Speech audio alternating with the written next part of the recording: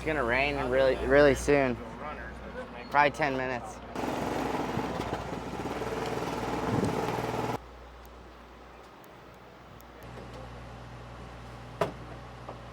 Today's the day, the final night of our week here, well, of our last 10 days here in Knoxville, Iowa. We're gonna race for the Knoxville Nationals title. We're pushing off 7th. I think we definitely have a shot this year.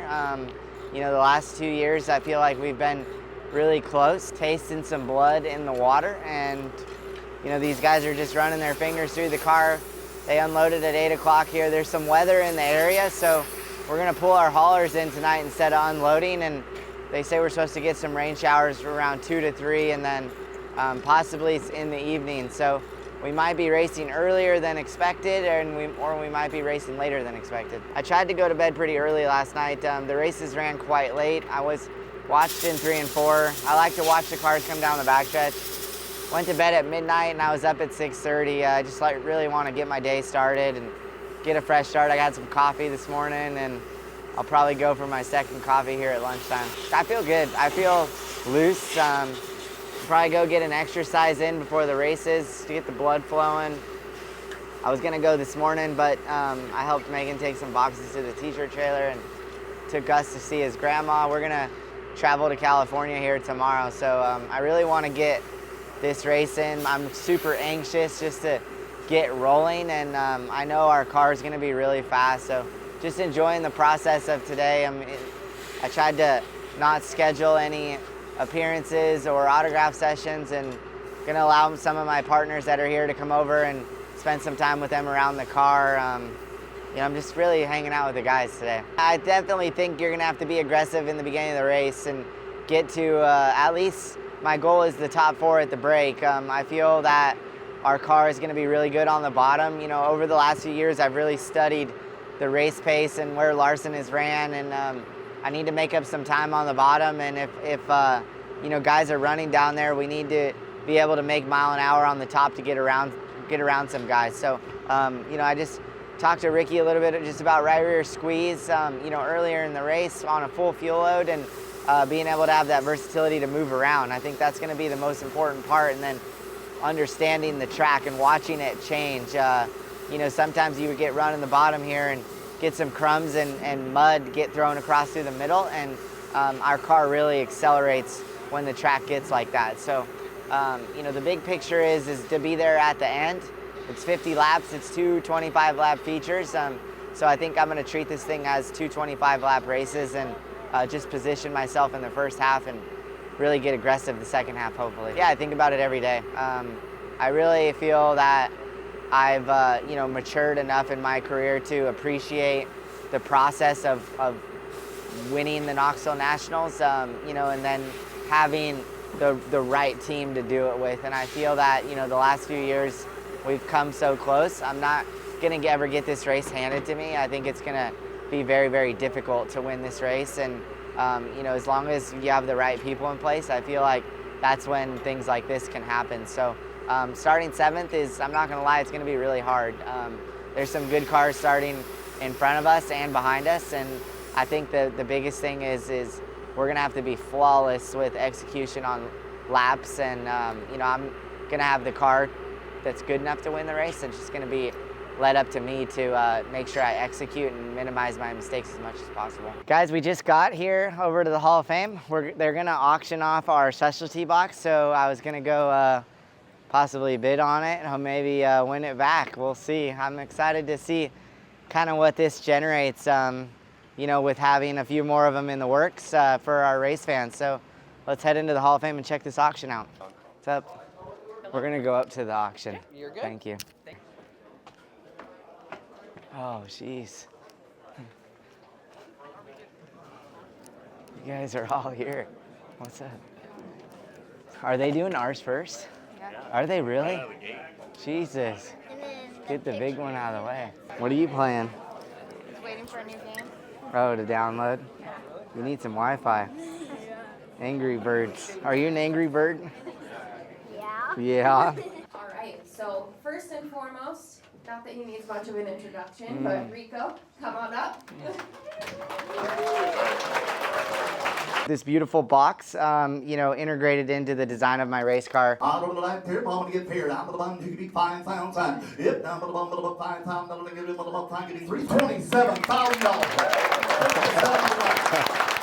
That was intense. I cannot believe our memorabilia box from the Red Wine Express with the wine opener and a bottle of Rothwell Hyde and with the diecast sold for $27,000. There was like some serious bidders up to $16,000, which was incredible. It's just, it's so special to see stuff like that do well. And I think that, you know, in all the proceeds going to the Hall of Fame, it's just incredible to be a part of something like that. Something so perfect was cool. Yo, what time are you driving in? Oh, you already parked? Behind the grandstands. What? Okay. Yeah, it's behind the grandstands. Yeah. I gotta help Megan move some boxes and clean our camper up, so we're gonna leave early tomorrow morning. We don't know if it's gonna rain today or not. It's gonna be nice racing out of my hauler tonight though. I'm kind of excited about that. Go make me a sandwich for lunch. I usually eat Rib Shack on race day, but today I'm gonna change it up.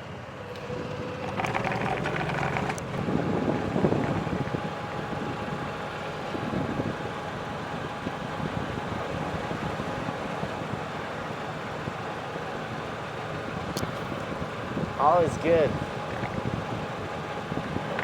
It's all for the YouTube.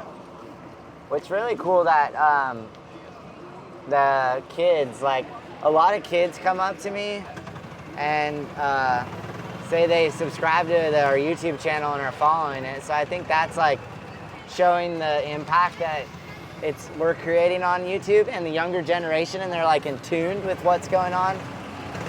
I really enjoy hearing that stuff. So if you haven't subscribed, make sure to subscribe to our YouTube channel and follow along with everything we got going.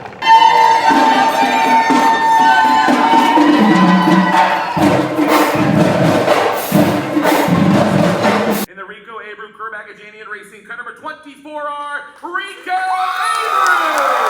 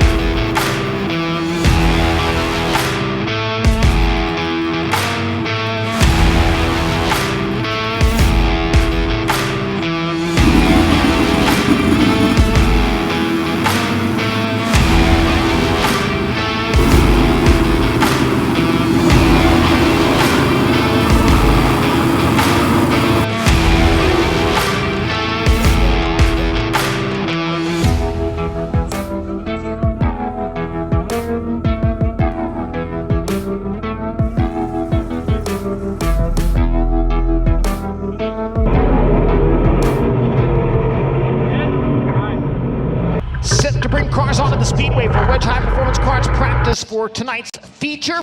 First driver to make his way forward from St. Helena, California, the Rico Abreu Curb-Agajanian Racing, Dean Niddle Memorial, Swan Island Sheet Metal, ArcZone.com, 24R Rico Abreu.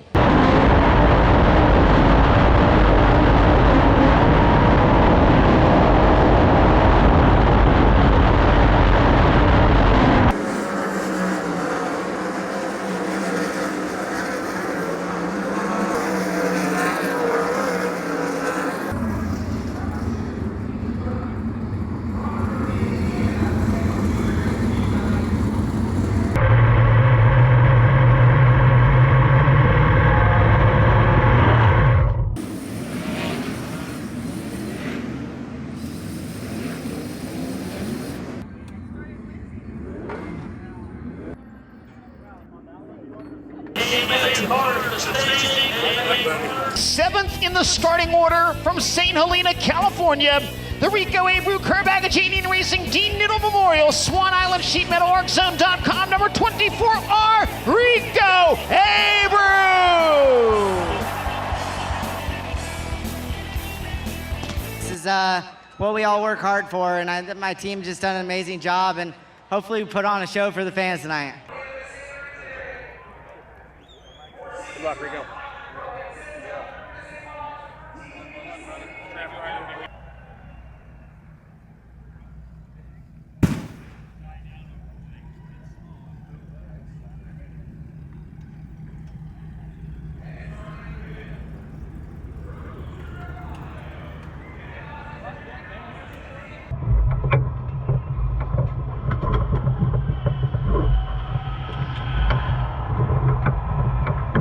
We need all cars in staging, please. All cars in staging. Get running there towards when they go to the break. Just try to think about what you felt, what you're feeling right before we stop, okay?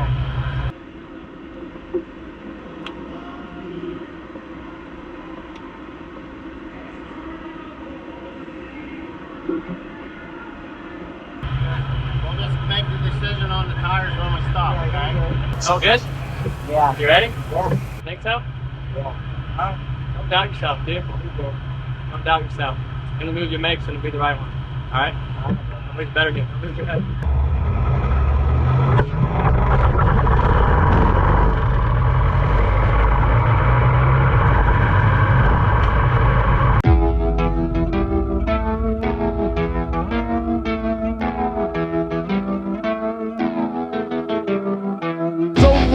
Greatest sprint car drivers in the world's biggest sprint car race.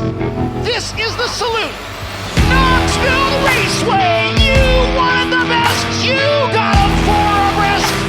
Often imitated, never duplicated, the greatest show on dirt. The World Outlaws in the NOS Energy Drink Knoxville Nationals.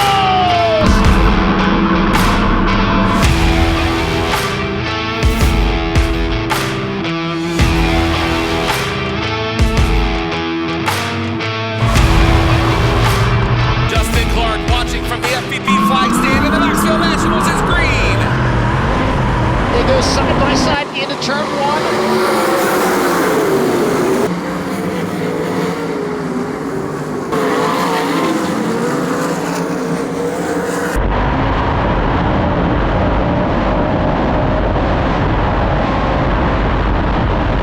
Rico Abreu catching up with Sheldon Hodgson. They'll race for sixth. Abreu with a run on the NOS Energy Drink number 17. They get very close at the end of the back straightaway.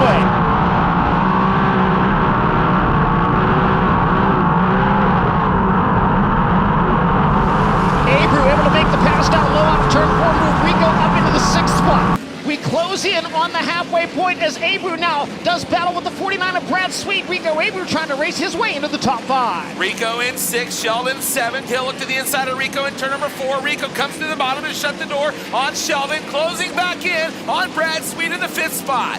Abreu very good on the bottom of the speedway, grabs the moisture low in corner number 2 and puts the 49 back to 6th. Rico Abreu now into the top 5. We have reached the halfway point. Now, Schuhart to the inside of Corey Day, move Logan Schuhart into that 3rd spot, and coming with him will be Rico Abreu, but not before they get back to the line and the caution flag waves for our halfway break. Field led into the pit area, and things are about to get intense in the infield of the Knoxville Raceway. Nobody touches the cars till the horn blows. Air horn sounded, 3 minutes for the crews to go to work on these race cars. What do you need, bud? Pretty good. You just want I'm just kind of getting going. you just want another left rear? Right. Yeah. How'd you feel though, bud? I feel good, but I feel like I'm just starting to make speed. Okay. Your gear was good? Yeah. Okay. Need to have everyone away from the cars. Everyone away from the cars. Looks like all cars are out of the infield and back onto the racetrack on the throttle to bring us back under green flag conditions at Knoxville.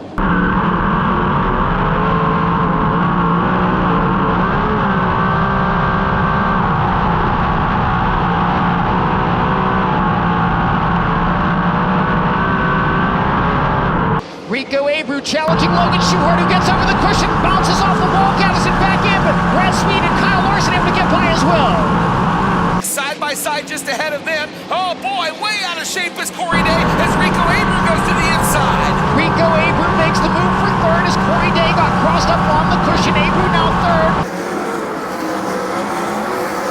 Rico Abreu keeping pace with Macedo in that battle for the second spot. 2.3 seconds the lead for Ryan Timms as he works his way down the back straightaway. Caution car slowing in turn number 4.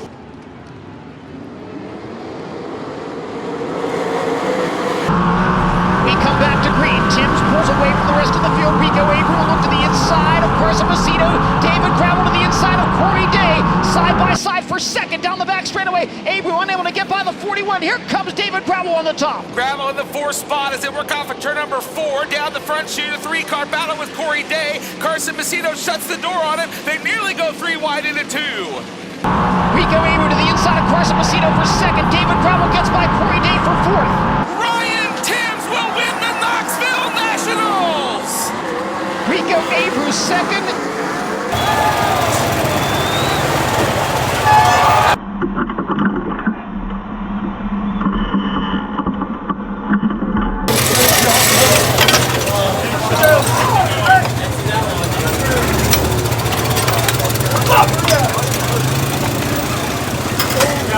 Thanks, buddy. Good job, Rico. Good job, bud.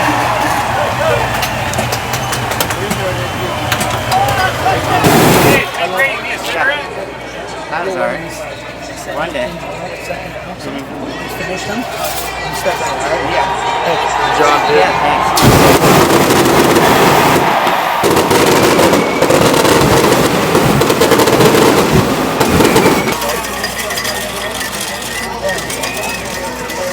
Hats off to Leave It guys, Randy Timms, Ryan Timms, his family. I know how focused Ryan has been this year, and to make his first Knoxville Nationals and start off the front row, win the race, lead all 50 laps, that's pretty damn impressive with the field of cars behind him. I love all you fans. I love hanging out at the merchandise trailer. You guys just ripped this place up. No matter the weather, it was raining earlier, and I made sure to stand in the merch trailer and sign autographs, and you guys all come down by my car and check it all out. I know all us drivers just appreciate every one of you spending your hard-earned money here at the races. Finishing up here at the 64th running of the Knoxville Nationals. Second place finish for us. My team did an incredible job all week. Really good to get on the podium. My car was unbelievable. And just the balance of it where I could sit left and squeeze into my right rear, just firing off the initial start of the race. And then at the break, we did some minimal adjustments, and I think looking back on it now, we could have got a little more aggressive. But just, really cool to experience running up front at the Knoxville Nationals and just that sensation of intensity that it takes to run consistent laps. So my team, like I said, did an unbelievable job. We're loading everything up. It is 11:22. The race got over pretty early. Incredible event. Place was packed. The energy was electric, and it's just what makes the Knoxville Nationals so badass. And hopefully one of these days we can come back and crown ourselves champion.